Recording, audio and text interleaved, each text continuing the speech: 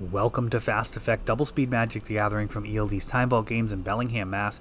Here we have Pyle Souza on Hogaak versus Nathan on Bug Delver. He forces a turn 1 Careful Study and then Wastelands the Underground Sea, forcing a very timid turn there from Pyle, just drawing a card and passing the turn. Nathan has actually played a bunch of Hogaak in our weeklies, knowing that force of will on those early plays totally reasonable, and now he's going to be taking a Stitcher Supplier with the Inquisition of Kozilek.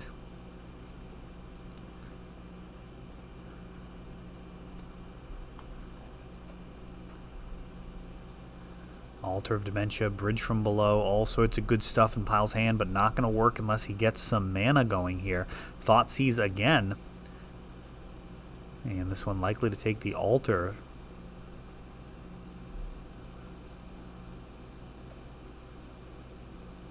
And a land finally drawn. And Carrion Feeder. One of the less exciting cards in the deck from here.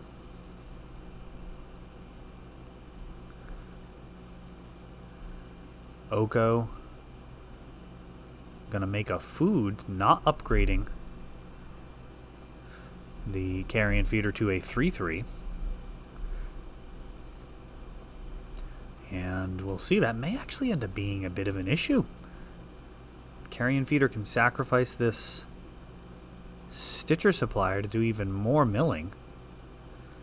But instead it's going to be Cabal Therapy. So Cabal Therapy, and that's going to target a couple Bridge from Belows. Or target Pyle, and he's going to discard a couple of Bridge from Belows.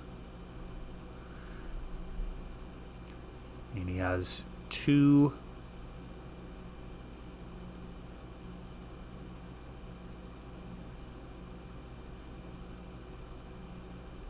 Blood Gas. He's going to Cabal Therapy, getting a couple of zombie tokens, and getting a stab at Nathan's hand.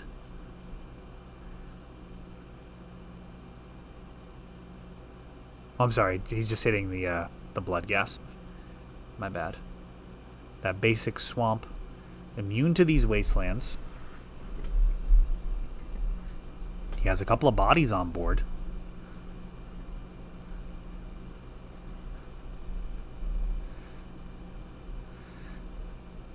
Oko making a 3/3 out of that food, nullifying most of the effect of these 2/2 zombies, though they can still potentially convoke a Hogaak. And now we've got a couple of Blood Gas entering the battlefield.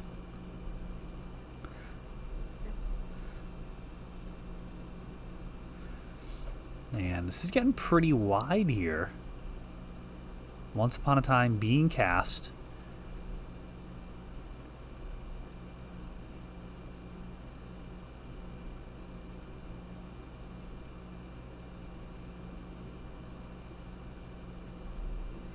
And there are 4 threats on board. A Gravecrawler being grabbed.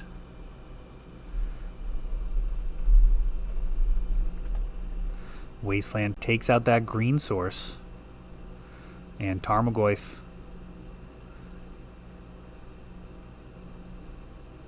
pretty big. More food being made by Oko.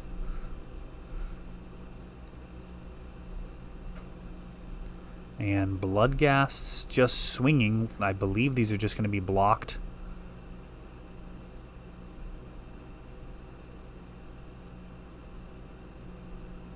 Oh, actually not blocked because of the Bridge from Belows. Oko just soaking up that damage rather than giving more zombie tokens. All of Nathan's creatures a little big, so not actually completely clear how this bridge from below situation is going to get resolved in Nathan's favor. He may just find himself in a situation where he tries to stabilize.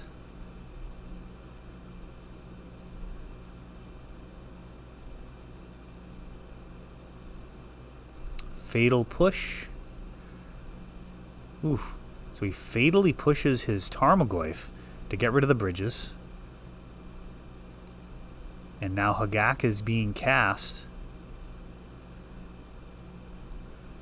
Fortunately, Hogaak can actually be downgraded to a 3-3. Now a Delver of Secrets. Very interesting, complicated board state here. Oko doing a lot of work, shrinking creatures. Gravecrawler getting recast. Hogaak being recast. Killing him not really where you want to be. Keeps coming back bigger than the last time. Can keep shrinking him, but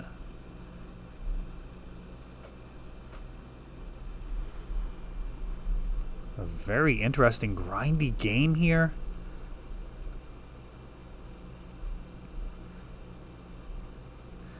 Hogaak just kills and comes back again. One of these Bloodghast does need to be exiled in order to get him out there, unfortunately. No other land. Pile would have been much happier using them to convoke than delve out Hogaak.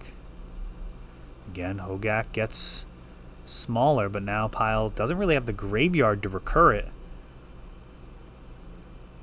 Oh, but he's got an Altar of Dementia in hand. One more mana, and this is going to be probably just game over on the spot. If he can draw another mana and resolve this altar. He already lost 2 bridges.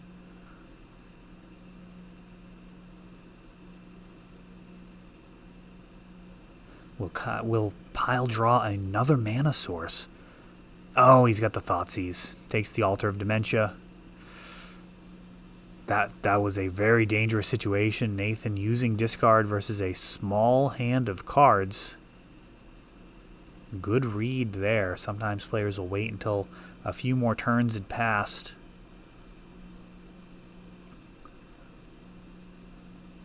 Not wanting to grab a card like Bridge from Below or Bloodghast, Cabal Therapy, things that feel pretty bad. Dryad Arbor brings back Bloodghast. Those two could convoke, but are unable to finish the delving requirements. And now, finally, Nathan wrapping things up with his ragtag army there. So very competitive game one, despite an absolutely horrific mana base situation for Pile.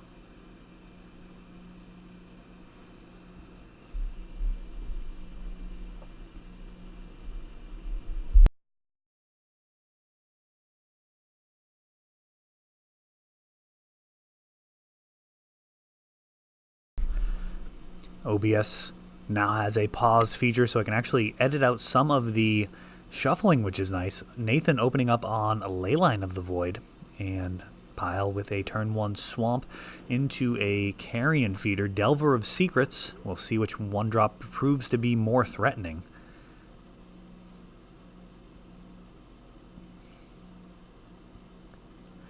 A Bayou into Bloodghast. Carrion Feeder happy to potentially trade.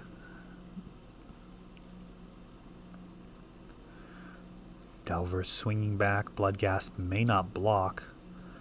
Brainstorm will make sure that this Delver flips next turn.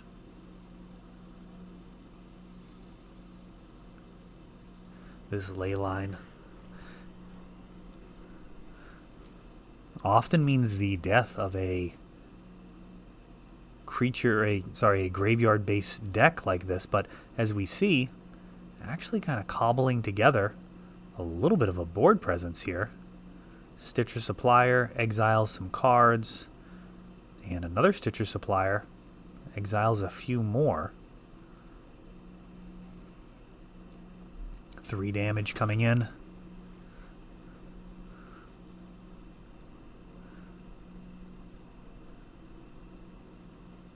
Plague Engineer. And he's going to have to respond to this. So instead of letting any of these X1s potentially die, going to pump up the Carrion Feeder to a 4/4.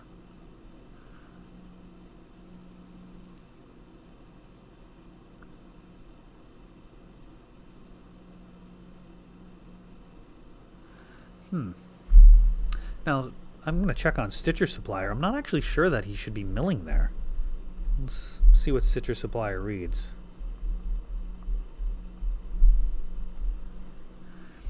Draws the green mana for a Vengevine.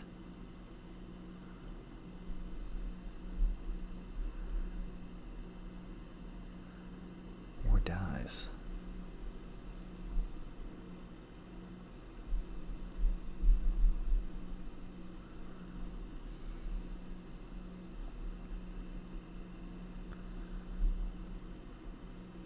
Yeah, no, that doesn't work.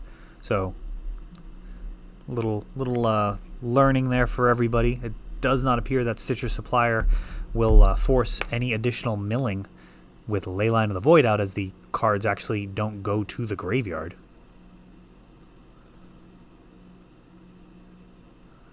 Bridge from Below being cast.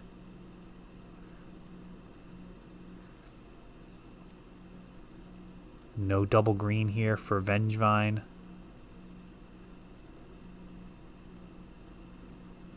I wonder if that's because it got milled. I may actually have to rewatch this one as well.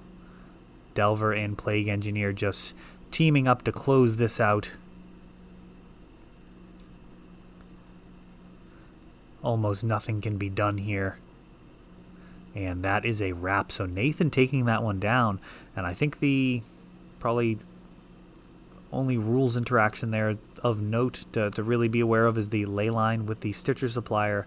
Comes up a lot in Vintage with Arcbound Ravager. Arcbound Ravager, and also, of course, protecting your own Bridge from Belows as well. Leyline of the Void is often played in Dredge and Vintage. And yeah, your opponent's creatures never actually die when you've got a Leyline. They just go to exile. That is all for this one, but don't worry, there is a lot more. You can check out our older videos, and we're always putting out new videos from ELD's Time Vault games in Bellingham, Massachusetts. If you want to help the channel, of course, you can like, subscribe, share, tap that notification bell so you can know the next time our new videos come out. Thanks for watching.